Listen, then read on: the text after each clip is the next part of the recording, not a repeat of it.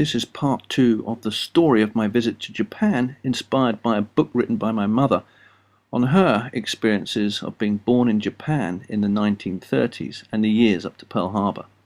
Despite this being a difficult period in Japanese history, the Japanese translation of her book has already sold out its first edition. It tells the story of her parents moving to Japan in the early 30s, of her brother, sister and herself being born while they're out in Japan, but then them having to get out of Japan in 1941 on the last Japanese boat to successfully cross the Pacific before the outbreak of war. I travelled with my parents, and we had already met some of the people involved with the translation of my mum's book into Japanese. She is hoping that many Japanese will read this book and know how much your father contributed to the Japanese. And met people connected with my family while they'd been in Japan. It's me. Yes, lovely. Oh, yes, lovely.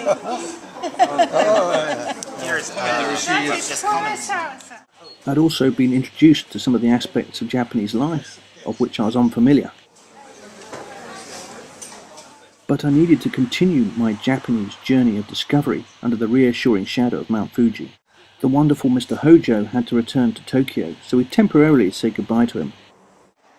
We stopped for some tea and some grapes, but little did we know, as we arranged to swap to another driver, how much we would have liked those grapes to have been turned into wine.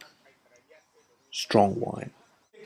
Enter Father Mark, a firm advocate of Mum's book, but at 82 years old, quite deaf and with a tenuous grasp of English, and an even more tenuous grasp on driving. Quite a scary drive we've just had with our driver, and culminating in this effort at parking. We stopped off at St. Augustine's Church in Kofu to get some divine reassurance.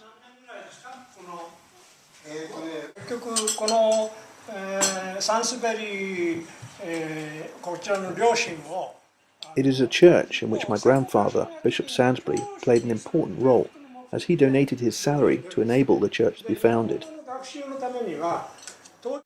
There were relatively few records of the founding, as most had been destroyed during the war to avoid persecution, but there were photographs and memories to be shared.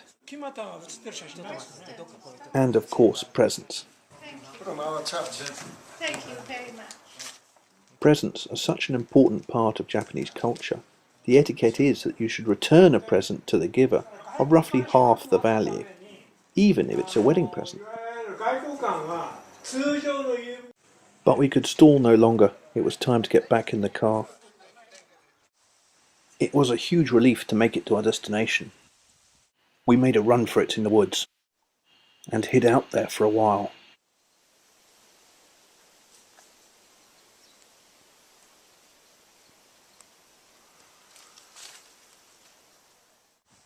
When the flag flew, we knew it was safe to return.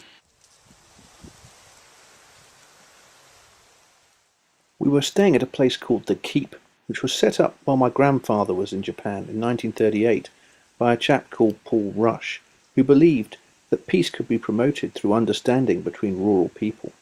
He even established a Jersey milking herd, which is still there today. It is set in glorious countryside, looking over the Japanese Alps and out towards Mount Fuji. That night we celebrated with Japanese wine, plenty of Japanese wine. We discovered that our host, Bishop Manabe of Yokohama, had worked in Great Yarmouth at some point in his career, so we consoled him with presents. Before we left, we met Mr. and Mrs. Keizo Hoshino. Mr. Hoshino had been at kindergarten with my mother, but for some reason was being filmed in silhouette. Something, I think, to do with an incident involving rabbits. Yes, rabbits. It was a beautiful morning at the Keep in Kiyosota, but we had to move on. We were going from this wonderful peace to the hubbub of the Shishi town of Karuizawa. My grandparents enjoyed visiting this area of Japan to escape the insufferable heat of Tokyo. They and many others enjoyed the walking and the skiing. There were great opportunities to relax, to socialise and shop and enjoy the general hustle and bustle of this popular holiday resort. I wanted to find out if and how it had changed since my grandparents' time in the early 1930s. On the face of it at least, not a lot did seem to have changed. There are still plenty of restaurants and tourist shops, all eager for your trade. The transport still looks quite ancient. And as for the telephone boxes, those as well. And the crowd here is still pretty shishy. And of course, ancient religions were still being practiced.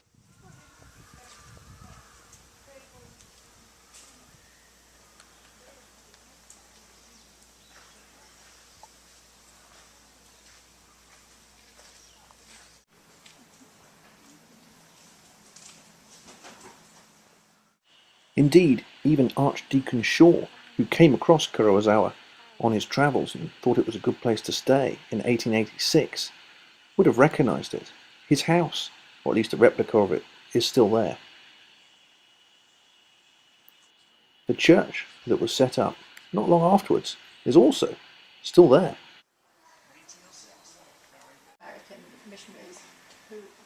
Soon afterwards, other people joined him at this resort and built log cabins in the woods. Some of the original ones are still there, with bark to give them insulation. The oldest hotel in Japan is in Kurosawa. And the church where my grandfather used to be summer chaplain is still holding services. The tennis courts where the Japanese emperor met his wife are still entertaining some of the top tennis players of Japan. The Swiss legation from which Japan surrendered in the Second World War is still there, as is the house where John Lennon and Yoko Ono spent some summers. But something just wasn't quite right. We went to a boulangerie to think it over. And then we went to a French bakery to think it over some more, and took a good viewing spot to observe what was going on out on the streets of Kurosawa. And suddenly we saw it. It wasn't people who were dominating the streets, but dogs. Dogs were everywhere, and were clearly ruling the roost. They were the ones who were having money spent on them. They were the ones who were dressed in the most shishi fashions. They insisted sometimes that they should be pushed in prams rather than walk. And if there were no prams, then they must be carried. Oh yes, a lot had changed since my grandfather's time. Don't be fooled by their friendly ways. Dogs now ruled in Kurosawa. We hurried up the street under the watchful eye of a forbidding crow and found a place to hide away. We met in secret with Joel, who ran the centre, and Reverend Doy, to find out what they were doing to resist the dog's dominance. They said they were holding a demonstration the next day and invited us to join them. They took a giant stick, perhaps to tempt some of the dogs, and marched defiantly towards the town. But somewhere along the way they must have lost their nerve, because they took the guy holding the giant stick down towards a river.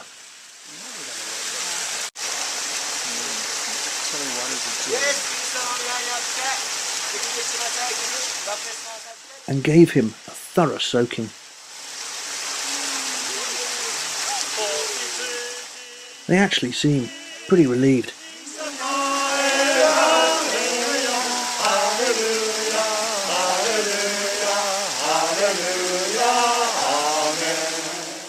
To be honest, I don't know what my grandfather or Archdeacon Shaw would have made of it.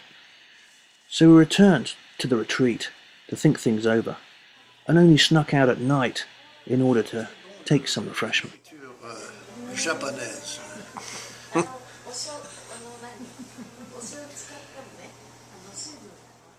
We got out of town the next day on the fastest way we could, and there aren't many faster ways than the bullet train of Japan Railways. It's also clean, nice, and astonishingly punctual. The staff also wear really natty uniforms and are incredibly polite. Why can't Japan Railways run our railways? The drinks sold on the station are a bit weird though. Hot coffee in a can? It's black coffee, the hard. This is going to go right to the spot, I can tell. I can't get the top off. Okay, slight logistical difficulty. Can't open it. I'm sure it'll taste good. Oh, success. Could you taste it? Let me know what you think.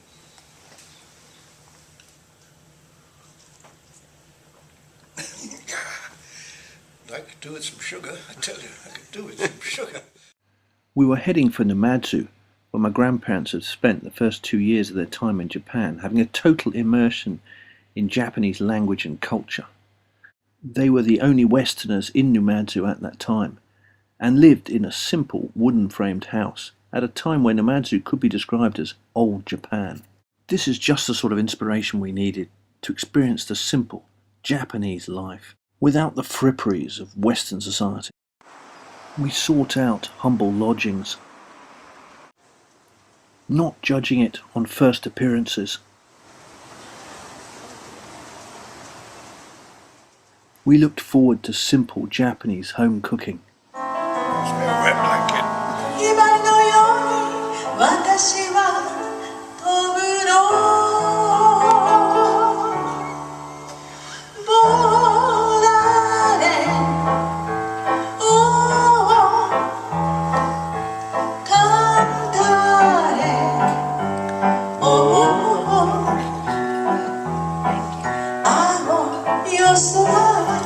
Goodbye!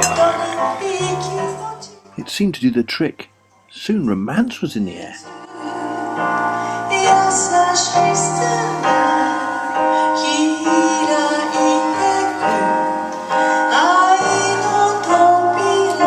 Romantic look, please. You lucky Romantic I look. put my beads on and my smart shoes. I feel I'm accompanied by 2 scraps.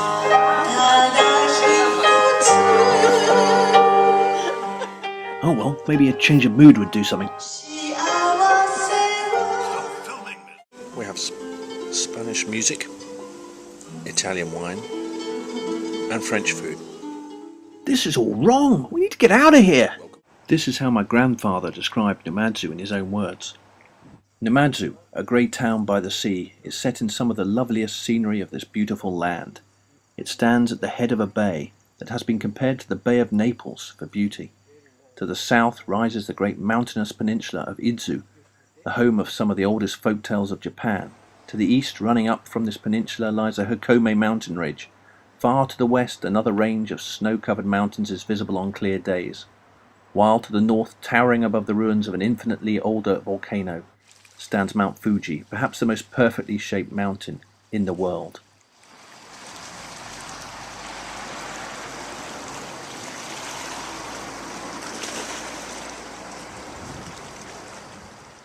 We needed a hero. There we are. And guess what? We have arrived. Step forward he did, Mr. Hero. He took us on a wonderful trip to Lake Ashi.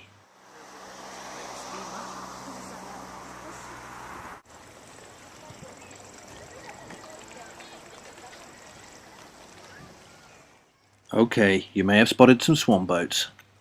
And, pirate ship? What pirate ship?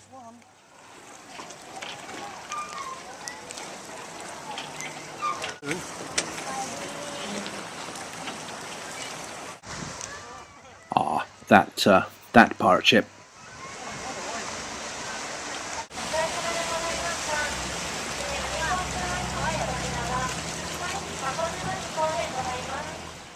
Alright, enough of the pirate ship. There are also ducks. And koi carp. And of course, Mount Fuji. He also took us to an area of natural hot springs. It reminded us of Japan's location on the Pacific Ring of Fire. That means the country experiences frequent earthquakes and volcanic activity. And who can forget the earthquake that struck on 11th March 2011 that triggered the tsunami that claimed over 18,000 lives. So powerful was the quake that it shifted the entire island of Honshu 2.4 meters east and slightly shifted the Earth on its axis.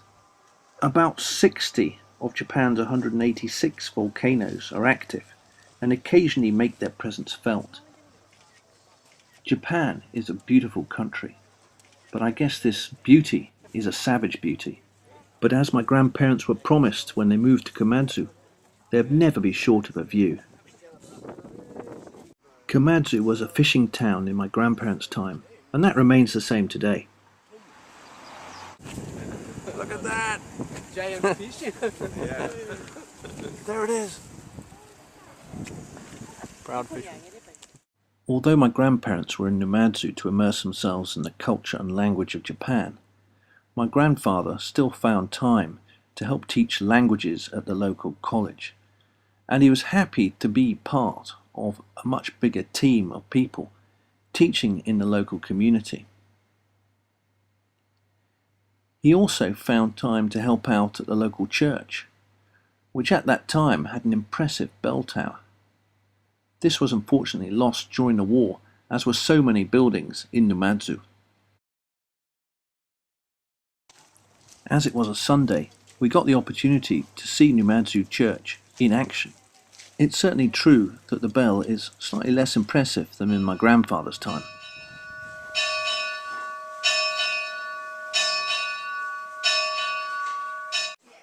But the newly refurbished church is on the same ground, and one should always take one's shoes off in any Japanese building, including a church. Just make sure you've got decent socks on, eh, Dad? The congregation was incredibly welcoming and friendly.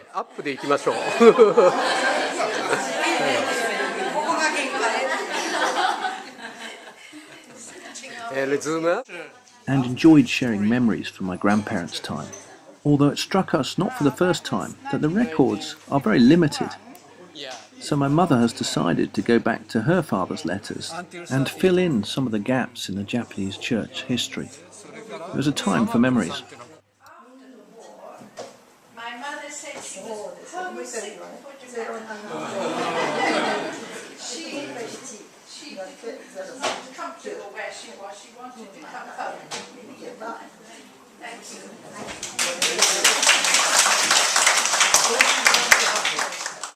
My mother even got to meet Grace, with whom she had played as a child in Tokyo in the 1930s.